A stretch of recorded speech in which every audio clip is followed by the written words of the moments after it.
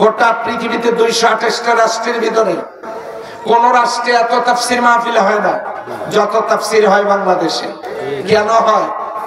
আমাদের দেশের শিক্ষা ব্যবস্থায় স্কুলগুলোতে 100 নম্বরের কোরআন হাদিস, কলেজগুলোতে 100 নম্বরের কোরআন হাদিস, বিশ্ববিদ্যালয়গুলোতে 100 নম্বরের কোরআন হাদিস যদি বাধ্যতামূলক থাকতো, তাহলে এ দেশ পরিচালনার জন্য যোগ্য নাগরিক যেমন শিক্ষা প্রতিষ্ঠানগুলো থেকে তৈরি হতো, ঠিক তেমনি ওই ছেলেটাই পরবর্তীতে তার পিতামাতা আত্মীয় স্বজন মারা গেলে তার জানাজা করতে পারতো। কথা ঠিক নয় কি? কিন্তু স্কুল, কলেজ, বিশ্ববিদ্যালয়গুলো কি জানাজা করবার মতো সন্তান উপহার দিতে পারছে?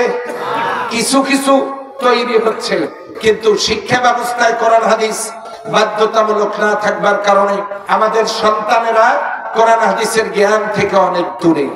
এই জন্য শিক্ষা ব্যবস্থার পরিবর্তন সাধন অতীব জরুরি। 2, আমাদের দেশের রাজনৈতিক দলগুলো বিগত 53 বছর যারা রাষ্ট্র ক্ষমতা পরিচালনা করেছেন তারা সবাই মুসলিম মায়ের সন্তান, সবাই মুসলিম মায়ের সন্তান। কিন্তু বিগত 53 বছর দেশ চালালেন যারা, তারা কেউই আল্লাহর এই কোরআন দিয়ে দেশ পরিচালনা করেন নাই। কথা বলেন ঠিক কিনা? শুধু তাই না, ওই রাজনৈতিক দলগুলোর দিকে আপনারা তাকায় দেখেন, তারা এমন ব্যর্থ দল, তাদের মধ্যে এমন কোন নেতাও তারা তৈরি করতে পারেন নাই তাদের দলের কর্মী মারা গেলে তারা তাদের জানাজা করতে পারবে। আর তাদের দলের একজন কর্মীও নাই যারা নেতা মারা গেলে তারা জানাজা করতে পারবে। সকল বড় বড় রাজনৈতিক দলগুলো যদি বক্তব্যের সময় বলতো আমাদের দলের প্রতিটি কর্মীর জন্য কোরআন শেখা, কোরআন পড়া, কোরআন বোঝা, কোরআন মানা, কোরআনের সমাজ করা বাধ্যতামূলক, তাহলে এত তাফসীর মাহফিল করা লাগতো না। কথা ঠিক নয় কি? সুতরাং অনেকগুলো কারণে আল্লাহর কোরআনের তাফসীর অনিবার্য কারণেই আমাদেরকে করা লাগে। আমি যদি কিছুক্ষণ কথা বলি আপনাদের আপত্তি নেই তো? তাহলে কে কোন দল করেন ওইটা বলতে আমি আসি নাই, কে কোন দলের কর্মী ওটা জানতেও আমি আসি নাই। আমি যে কিতাব নিয়ে আলোচনা করব, এই কিতাব এমন এক বৈষম্যহীন আল্লাহর পক্ষ থেকে এসেছে যে আল্লাহ সুবহানাহু ওয়া তাআলা তিনি যে অঙ্গ প্রত্যঙ্গগুলো হিন্দুদেরকে দিয়েছেন একই অঙ্গ প্রত্যঙ্গ মুসলিমদেরকে দিয়েছেন। খ্রিস্টান মহিলাদের অঙ্গ প্রত্যঙ্গ যেমন মুসলিম মহিলাদের অঙ্গ প্রত্যঙ্গ তেমন।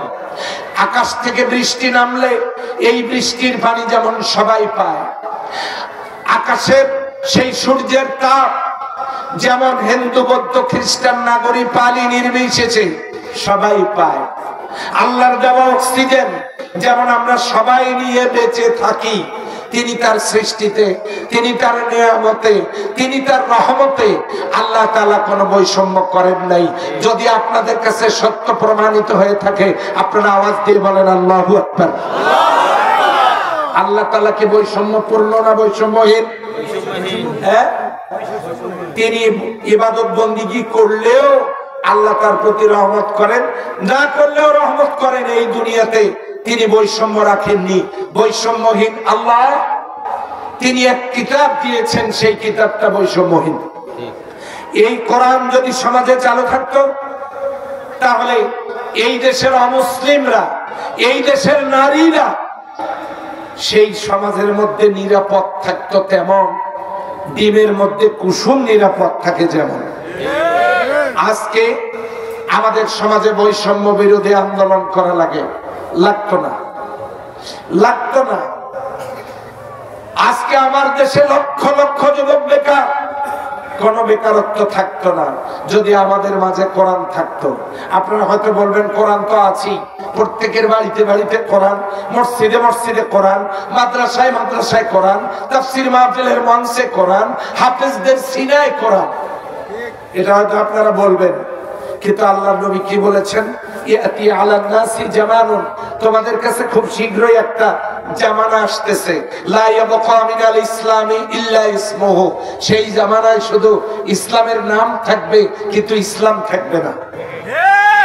ওয়ালা ইয়াবকা মিনাল কুরআনি ইল্লা রুসমুহু, কোরআনের অক্ষরগুলো থাকবে কিন্তু কোরআন থাকবে না। মাসাজিদুহুম আমিরাতুন ওয়া হিয়া খারাবুম মিনাল হুদা, সেই জামানার মসজিদগুলো হবে খুব সুন্দর সুন্দর।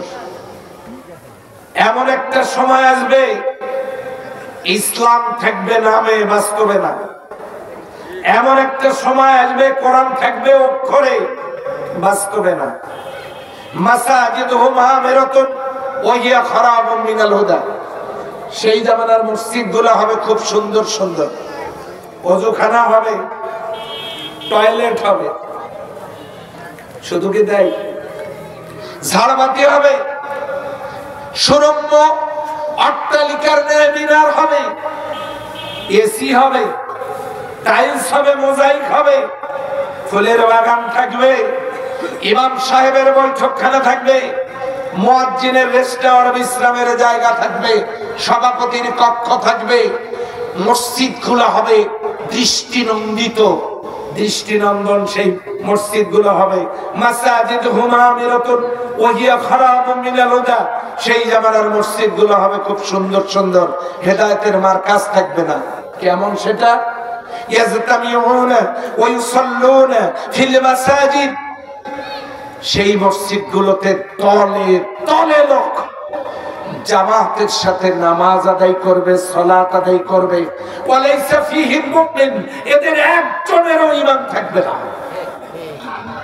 সেই সময় একদল আলেম হবে, উলামাউহুম শাররুম মান তাহতা আদিমিস সামাই মিন ইনদিহিম তাখরুজুল ফিতনাতু ফীহিম তাউদ, সেই জামানায় এক শ্রেণীর আলেম বের হবে যাদের দ্বারা যারা নিজেরা ফিতনা ছড়াবে, আর এই ফিতনা আবার তার দিকে প্রত্যাবর্তন করবে। ফিতনা কি? ফরজ নামাজের পরে হাত তুলে দোয়া, কেউ বলতেছেন জায়েজ, কেউ বলতেছেন জায়েজ নাই, কেউ বলতেছেন আমিন জোরে বলো, কেউ বলতেছেন আস্তে, কেউ বলেন দল্লিন, কেউ বলেন জল্লিন, কেউ বলেন তারাবি 8 রাকাত, কেউ বলেন 20 রাকাত, কেউ বলেন রফা আদায় করতে হবে, কেউ বলেন হবে না, কেউ বলেন বুকে হাত, কেউ বলেন নাভিতে হাত, কেউ বলেন হাত না বাজলেও চলে। আচ্ছা, আমার কথা হলো আপনি আমিন জোরে বলা আস্তে বলা নিয়ে গন্ডগোল করছেন। জোরে বললেও আমিন, আস্তে বললেও আমিন, দুইটার দলিল আছে, আপনি গন্ডগোল করছেন কেন ভাই? আল্লাহর রাস্তায় ছেড়ে দেন, কে কেমনে বলে বলুক, এটা আমরা ঠিক করব সময় মতো। জোরে বলবো না আস্তে বলবো? হাত বাঁধা নিয়ে গন্ডগোল করছেন কেন ভাই? যার হাত নাই ফতোয়া দেন, তার কি নামাজ হবে না? আল্লাহ তাআলা আমাকে সৌদি আরবে নিয়েছেন 3 বার। আমি 2004 সালে যখন প্রথম যাই, তখন আল্লাহ কাবার মেহমান হিসেবে আমাকে কবুল করেছিলেন 3 বার। 4 যখন আমি প্রথম যাই, 4 গেলাম, আল্লাহ আমাকে আমার হজের জন্য নিলেন, পরে গেলাম আমার স্ত্রীকে নিয়ে, তারপরে গেলাম আমার আম্মাকে নিয়ে।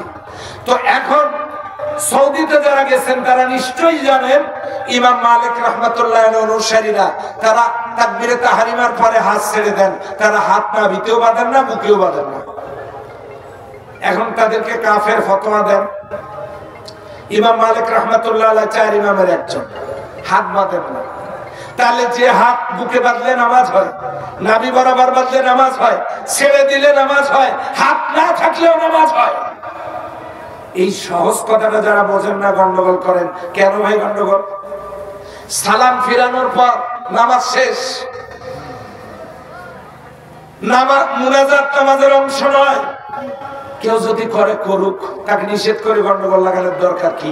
কেউ যদি না করে না করুক, তাকে জোর করে করানোর দরকার কি? তাহলে এই বিষয়গুলো নিয়ে গন্ডগোল করার চাইতে যে সমাজে সুদ চালু আছে, ঘুষ চালু আছে, দুর্নীতি চালু আছে, যে সমাজে হাজারো পাপাচার চালু আছে, সেই সমাজে ওই পাপ বন্ধ জরুরি নাকি আমিন জোরে বলা আস্তে বলা নিয়ে গন্ডগোল জরুরি? কোনটা জরুরি বলেন? সম্মানিত ভাইরা, এগুলো নিয়ে সমাজের মধ্যে খুব ফিতনা চলে। আমরা এখন আর ফিতনার মধ্যে নাই, সবাই এক হব, রাজি আছি ইনশাআল্লাহ। কার জন্য? কার জন্য? আল্লাহ কবুল করুন, বলি আমিন।